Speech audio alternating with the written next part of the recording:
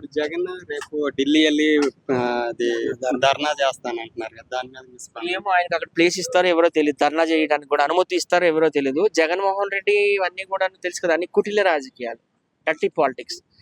ఆయనే ఒకప్పుడు అన్నాడు చంద్రబాబు నాయుడుకి, నీకు 23 సీట్లే ఉన్నాయి అసెంబ్లీలో, ఒక 5 ఎమ్మెల్యేలు లాగేస్తాను, లాగేస్తే నీకు ప్రత్యేక హోదా పడిపోతుంది, నువ్వు కూడా వెళ్ళి బ్యాక్ బెంచ్ లో కూర్చోవాలని హేళన చేసి దీనే కదా. భారత రాజ్యాంగం రాసింది ఎవరు? చంద్రబాబు నాయుడు కాదు, నరేంద్ర మోడీ కాదు, పవన్ కళ్యాణ్ కాదు. ఎవరు రాశారు? బిఆర్ అంబేద్కర్ డాక్టర్. ఆయన ఏం రాశారు? ఇప్పుడు మనం రేవంత్ రెడ్డి గారిని తీసుకుందాము, 65 సీట్లు 44 65 సీట్లు రాబట్టే కదా ఆయన సీఎం సీట్ ఇచ్చారు. నాకు 40 వచ్చి ఇవ్వండి అంటే ఇస్తారా? ఈ అట్లానే ప్రతిపక్ష హోదా అనేది కూడా అంతే. 10% ఎమ్మెల్యేస్ రావాలి. 10% అంటే 18 నుంచి 20 మంది రావాలి.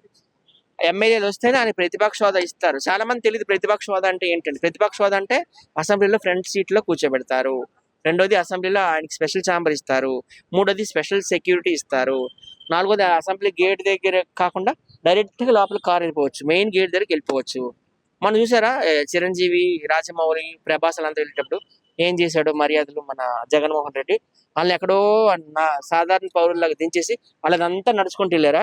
ఇప్పుడు జగన్మోహన్ రెడ్డి పరిస్థితి కూడా అదే, వెనక్కి ఎక్కడో కూర్చోవాలి, వెనక్కి బెంచ్. స్పీకర్ అదే చెప్పాడు, నేను రాజ్యాంగాన్ని రచించలేదు, I have to follow the రాజ్యాంగం అని చెప్పాడు కదా.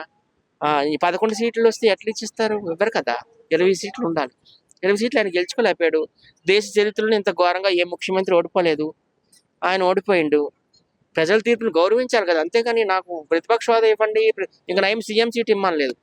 ఈ 11 మంది ఎమ్మెల్యేలతో నాకు సీఎం ఇచ్చేయండి అని అనలేదు. వాటికి కూడా కొన్ని రూల్స్ ఉంటాయి, రెగ్యులేషన్స్ ఉంటాయి. స్పీకర్ చెప్పినట్టు కూడా వినాలి. ఆయన వినకుండా నల్ల బ్యాడ్జీలు వేసుకొని రోడ్డు మీద చేయడము, ఏదో రాష్ట్రం రావణ కాస్ట్ అయిపోతుంది అంటున్నాడు జగన్మోహన్ రెడ్డి. మరి మీ నాన్న పరిపాలన ఎలా ఉంది వైఎస్ రాజశేఖర రెడ్డిది, నీది ఎలా ఉంది? మరి పరిటాల రవి ఆయన రాయలసీమకి ఒక పులి, ఆయన ఎవరు చంపారు? రక్తపాతం, రక్తం ఏరులే పారిందే. అలాగే కోడెల శివప్రసాదరావు గారు పల్నాడులో ఆయన ఎంత పెద్ద పులి మీ అందరూ తెలుసు. ఆయన స్పీకర్ గా చేశారు, హోమ్ మినిస్టర్ గా చేశారు. ఆయన ఎలా చచ్చిపోయాడు? ఆయన ఎందుకు ఊరిపోసుకున్నాడు? కేఏపాల్ తీసుకుందాము, ఆయన ఒక ఇంటర్నేషనల్ ఫిగర్. ఆయన ఎందుకు పిచ్చోడు అయిపోయాడు? రామోజీరావు ఎందుకు చచ్చిపోయాడు? ఆయన ఆరోగ్యం ఎందుకు చెడిపోయాడు? 100 సంవత్సరాలు బతకాల్సిన మనిషి ఆయన. భారతరత్న కంటే Ramoji Rao is bigger than Bharat Ratna. మీ పరిపాలన మీరు ఎంత జనాలు హింసించారు, ఎంతమందిని అరెస్టులు చేశారు. చంద్రబాబు నాయుడు 2 నెలలు జైల్లో పెట్టి ద్రాక్షానందం పొందారు. మీ పరిపాలన ఎలా ఉందో చూసుకోండి. ఇప్పుడు పరిపాలన అయితే చాలా బాగుంది. మోడీ, చంద్రబాబు నాయుడు, పవన్ కళ్యాణ్ కాంబినేషన్ చాలా బాగుంది. వీళ్ళు శవ రాజకీయాలు చేస్తున్నారు. ఎవరో చచ్చిపోతే గొడవల్లో వీళ్ళకేం సంబంధం అండి? ఇప్పుడు 6 కోట్ల మంది ఆంధ్రులు ఉన్నారు ఆంధ్రప్రదేశ్ లో. పవన్ కళ్యాణ్ కావచ్చు, చంద్రబాబు కావచ్చు, మోడీ కావచ్చు, ఇంటింటికి వెళ్ళగలరా?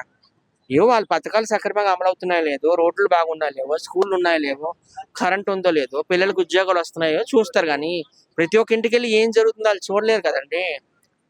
బీహార్లో చూడొచ్చు, యూపీలో చూడొచ్చు, మహారాష్ట్ర చూసుకోవచ్చు.